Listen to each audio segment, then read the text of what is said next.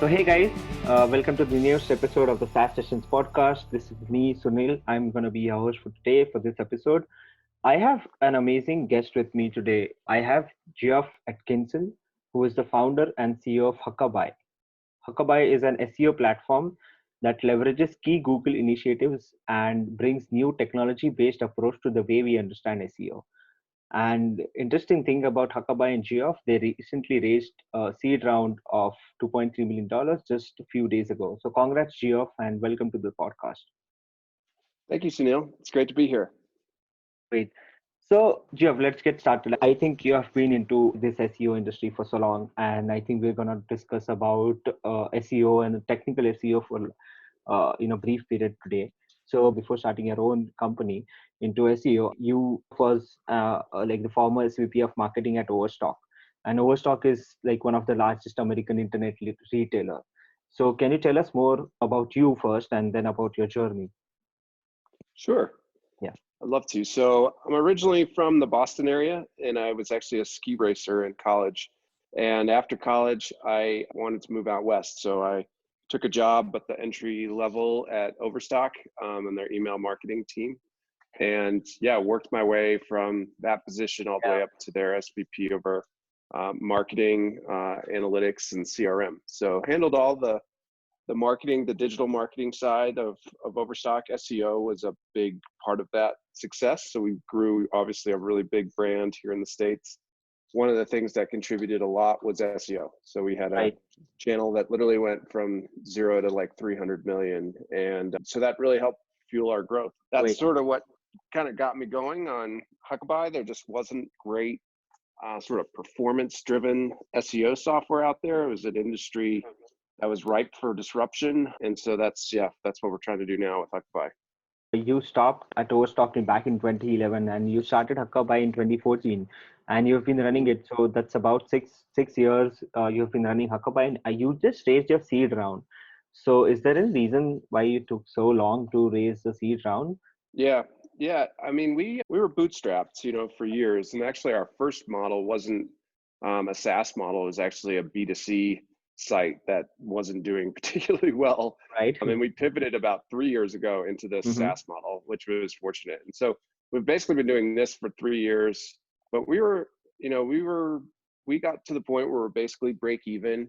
We were growing, and just sort of been hesitant to take on venture capital, but it felt like the time was right. I mean, we were very fortunate we actually closed the deal in January, and that was right before this pandemic hit, and we were very fortunate to have done that because it put us in a good cash position for the long haul here. And it did take us some time, but we got it, and now we're off to the races, which is fun.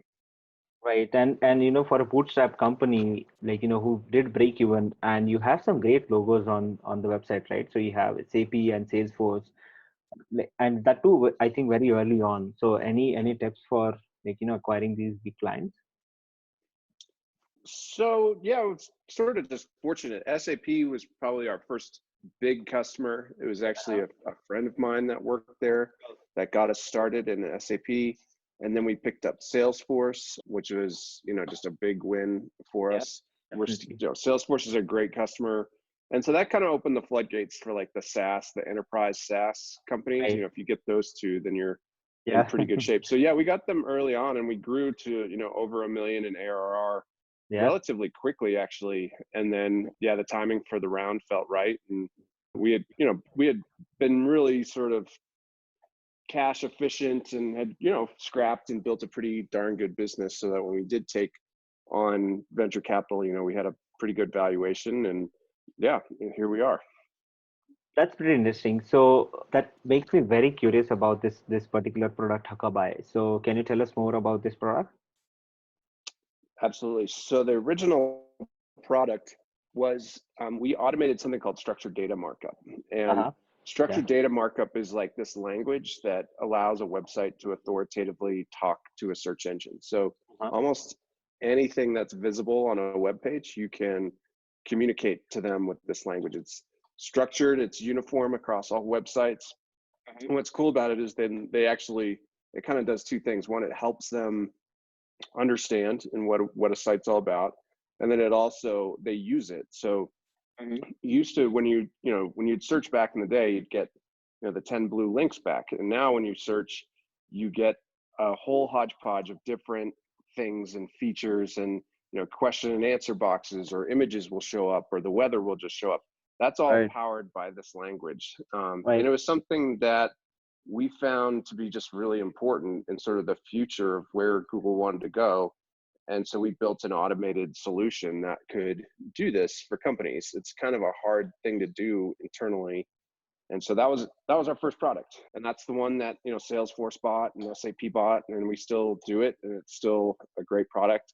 But now we have a new product that's a product called SEO Cloud, and that's around another initiative of Google's called dynamic rendering. And dynamic rendering is basically says that you can create a version of your site just for Google. So just like you have a desktop version and a mobile version, you can now create a Google version, and it's got to contain all the same content and everything that the user site does, but it can be a lot faster. It can be a lot simpler. It can, include all this, flat HTML. And so that's what we do with SEO Cloud, is we basically build like a copy of the site that's super, super fast, flat HTML, contains the structured data, giving Google exactly what they're looking for when they come to crawl a site. They don't get caught up in JavaScript and chat boxes and all those things. They just get this sort of instantaneously optimized version for them to crawl. So that's our new product. And yeah, those are the two products. And for they perform really well. Our average customer grows about 62% in 12 months. So it's cool. Yeah, it's powerful software. Yeah, to a person like me who started his, marketing career with SEO, these sound like golden words for me. So I started back in 2011 when all this was not, happening. So I could definitely see where this industry was, 9 years back, and where this industry is now. It's definitely like a big market. So do you have any sort of competitors here? So do you kind of compete with SEMrush or Ahrefs or something like that? We don't directly compete with those two because they're more analytical software. So they're going to tell you how you're doing. We're more on the front of increasing your performance and how much you actually grow. But we do have some competitors now. There's a few. There's like a Schema app is a structured data tool. There's a competitor on the dynamic rendering called prerender.io. But ours is pretty unique in that they're both targeted just for search growth, which is a little bit different than our competition. Got it. Obviously, right? Huckabuy has you, right? So you guys definitely have an upper hand.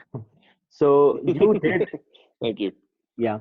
So you did mention in the start, right? You at Overstock raise, not raise, but you grew this SEO channel from, $0 to $300 million. So, and if you started from, just like into email marketing, and you were the SVP of marketing when you left Overstock. So, and you said like SEO was a major part of your strategy and major part of your work.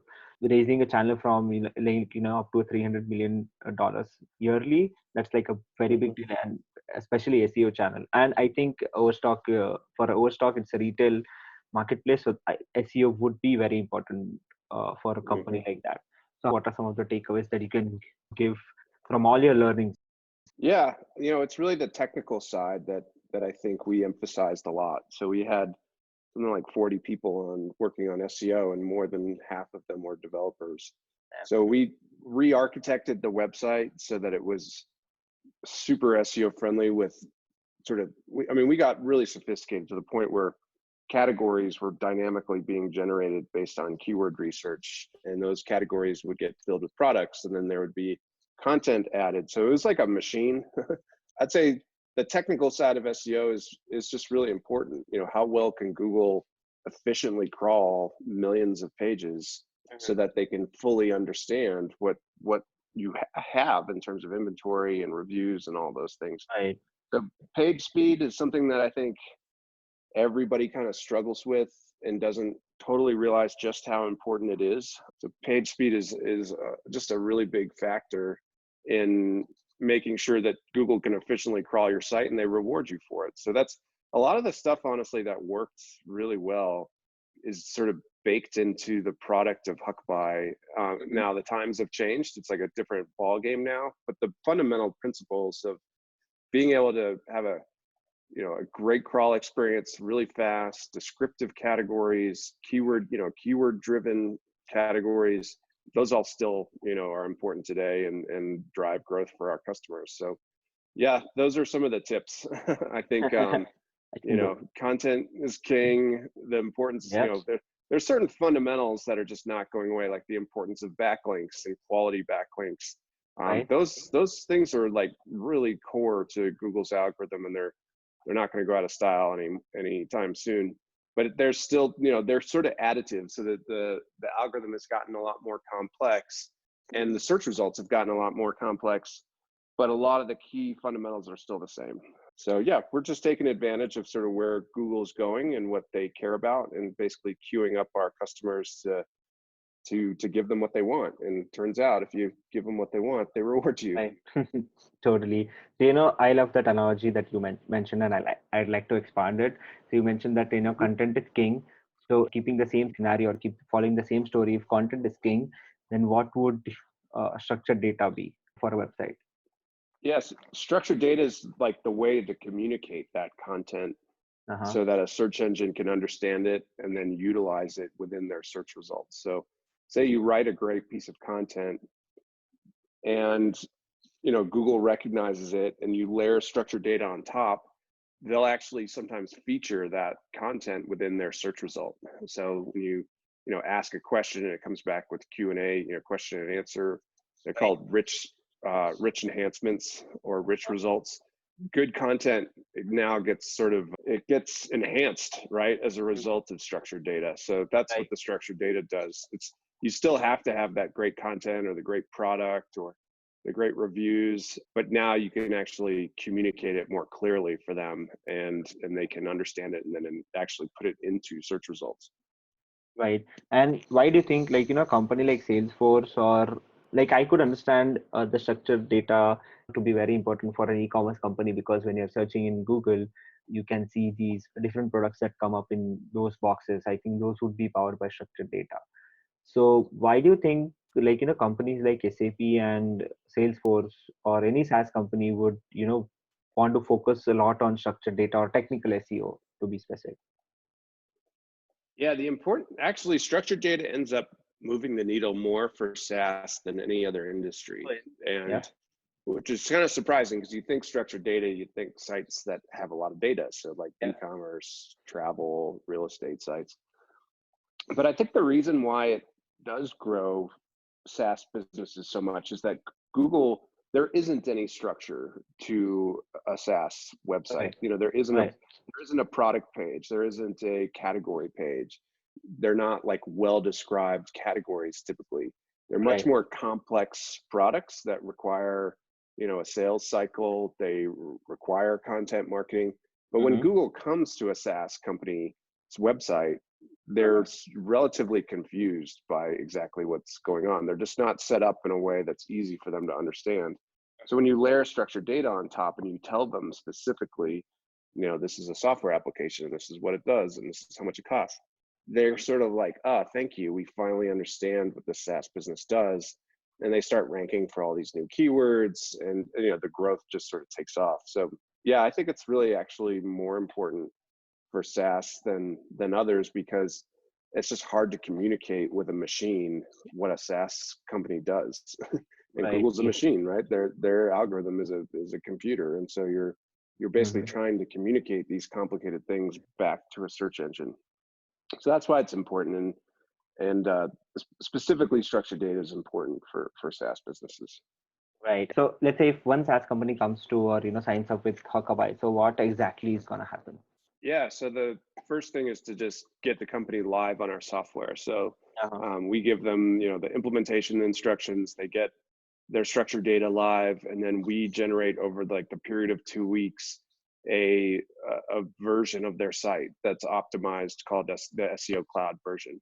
I So got it. once we have that version, we host it actually using a partnership with Cloudflare. Cloudflare is like the world's leading content delivery network, CDN. Yeah. Yeah. And so their site's now stored in Cloudflare, which is basically, it's all cached. So it's instantly available. And it's also what they call at edge. which means it's actually distributed around the world at different locations, so that no matter where a search engine comes in from, they're going to get this sort of instant version available of their site. So that's the kind of transition that happens over the first couple of weeks. And then as Yep. Google comes and crawls, they now come and get all that structured data indexed. They now can access the site much more quickly. All these sort of really great technical SEO things happen for their website, and Right. they start growing. So that's really interesting. And what goes behind these two products? Like what powers these two products?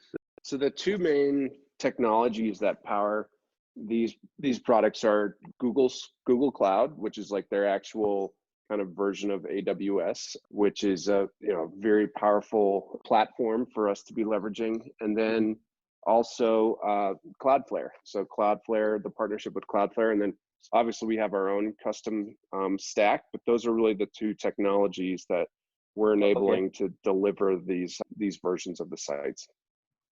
I think we have reached a course. I have a few lightning questions for you now. So Yeah. so what do you know about your work now that you wish you would have known when you first started? I'd say, as a SaaS founder, and this is kind of a strange answer because I am a marketer, but just how important marketing is to the growth of a SaaS company, you kind of immediately go to like sales and building pipeline and funnel and all that. But the marketing ends up being super important. And I think a lot of founders don't jump on the marketing as early as they should and really Right. think about SEO and think about what they're trying to do from a marketing perspective and having a strategy. So yeah, that's something that I wish I had known, is just get on the marketing train early. Totally. And what did your biggest professional failure teach you? Hmm. Well, Google actually banned Overstock for like 6 months, Oh. and that was definitely a professional failure. We learned, you can't trick them. That basically we were buying links and doing some things that obviously they didn't like. And yeah, that was there's no shortcuts, especially when Yeah. it comes to marketing and SEO. You gotta earn every link and earn every visitor. So yeah, Yeah. that's probably my No. biggest takeaway from that. Yeah. So I do mention that these are lightning questions and you need to keep your answer short, but if you can, I'd love to know about the story of, what got Overstock banned from Google. Maybe. Yeah, I'm happy Yeah. yeah, I mean, essentially it was funny back in those, so this was like 2007 to 2011 or so. At the time, there was like companies that literally you could buy links, like the company Conductor, who's like a Yeah. really big SEO company today. Their original business model was basically buying display ads, on the homepage of the New York Times and all these really legitimate spots. And instead of running display ads, they just put a bunch of links that would sit there for weeks on end. And we would buy a lot of those. And there was and then Google did major algorithm changes where they'd sort of sniff out these bad links and penalize sites for them. I think the Overstock penalty was actually a manual penalty where they found us, doing enough of this that they were like, we're going to make an example of these guys and just kick them completely off. But yeah, that Oh, was really it. It was, then we did months and months and months of cleanup to try to get everything gone and us back looking good and healthy. And fortunately, when they did, the ban was lifted, we kind of went back to how we were doing. But yeah, that was a scary time for sure. And it was the link building that got us. yeah, that's really great. So, yeah, so my last question would be, what's the one thing that has helped you shorten your craft's learning curve? Yeah. Well, it was so unique being at Overstock where we could try almost anything and almost had, a limitless budget. I think we were spending like $100 million a year on marketing. So we could try literally anything. And I had a founder, the CEO, Patrick, who's my boss, Mm-hmm. he let me do almost anything that I wanted to try as long as we, grew and delivered. And so that was just a unique not a lot of people get that experience Yeah. of being able to like almost have limitless resources to do Right. whatever you want to do. And also the support internally to pull that off, whether it's development resources or, marketing spend. We could literally try anything. And so that the ability to do that for 7 years was the shortcut, right? That's what got Yeah. my skill set and my craft sort of dialed, was the ability to, and then have the feedback of literally millions and millions of people interacting with our site and our brand. So yeah, just got to learn a ton from that experience and sort of know what works and what doesn't work. And yeah, that was probably the biggest shortcut for me. That's very interesting. Any parting piece of advice for the listeners, Geoff? I'd say, keep innovating is probably the biggest thing. You really have to, the internet is developing so fast that you got to try almost everything, and then, be smart about figuring out what works and what doesn't. I think nothing numbers don't lie. So if you test and you try things, you can figure stuff out. And so be creative and figure things out, especially right now as things are all kind of off kilter. There's actually some great opportunities out there. So keep testing and keep trying. Totally, very a great time for everyone to upskill and reskill themselves. Yeah. So that's what Geoff, guys, and you can check out huckabuy.com and Geoff's LinkedIn profile. I'm gonna include the links in the description for the show. And thanks a lot, Geoff, for doing this. Thank you, Sunil. That was great.